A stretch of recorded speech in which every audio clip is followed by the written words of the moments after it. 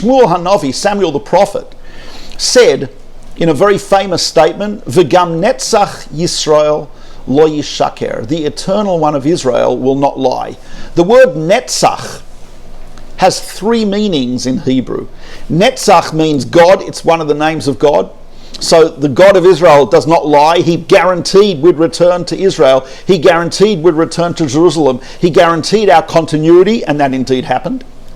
In addition, the word netzach means victory, i.e. that the victory of the Jewish people is not a lie. And indeed, in the end, although there are people who've been tried to destroy us and still trying to destroy us, we are indeed victorious. We are here, we are alive and kicking and successful and thriving, and back in our land and back in our capital city, going all the way back to Melchizedek, Abraham, Jacob, and David, and Solomon, and Yehuda Halevi, and Nachmanides, etc., etc.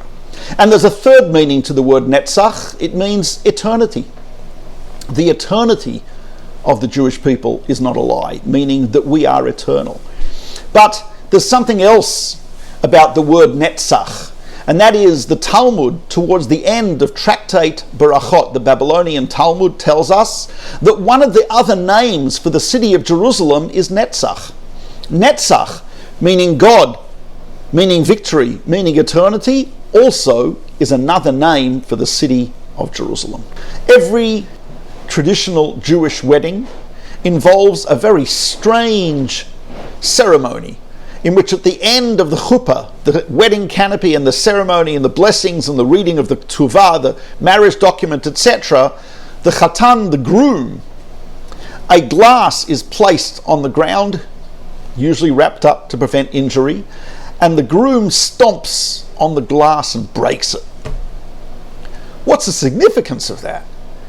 That is a fulfillment of an ancient oath that the Jewish people took when we were first driven out of Israel, in which we said, Im eshkachech Yerushalayim tishkach yemini, if I forget thee, O Jerusalem, let my right hand forget its cunning, forget its power. Im lo ale tidbak lashoni lechiki, let my tongue cleave to the roof of my mouth. Im lo ale Yerushalayim, if I don't elevate Jerusalem, I'll rosh simchati, over all of my joy. So therefore, it became a tradition that at the moment of greatest joy, at our wedding, at our marriage, we break a glass as a way of saying that we still think about Jerusalem, we still think about the temple.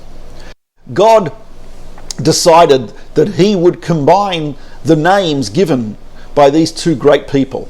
He would combine the name Yirah, that was given by Abraham, meaning see and be seen.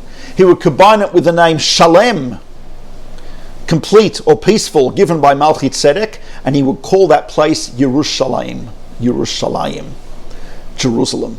A combination of two beautiful names, and what it means is that all the way back in our history, in fact even in our prehistory, Jerusalem, Yerushalayim, was of tremendous significance. It was the place where later on Jacob had the famous dream of the ladder connecting heaven and earth, very symbolic, because that is what Jerusalem is described as by our great sages, the place that connects heaven and earth, the place where when you go there, you are, so to speak, in the words of Rav Moshe Sofer of Pressburg, you are praying at the gates of heaven, the place that connects heaven and earth, like that ladder that Jacob, our ancestor, saw in his prophetic dream.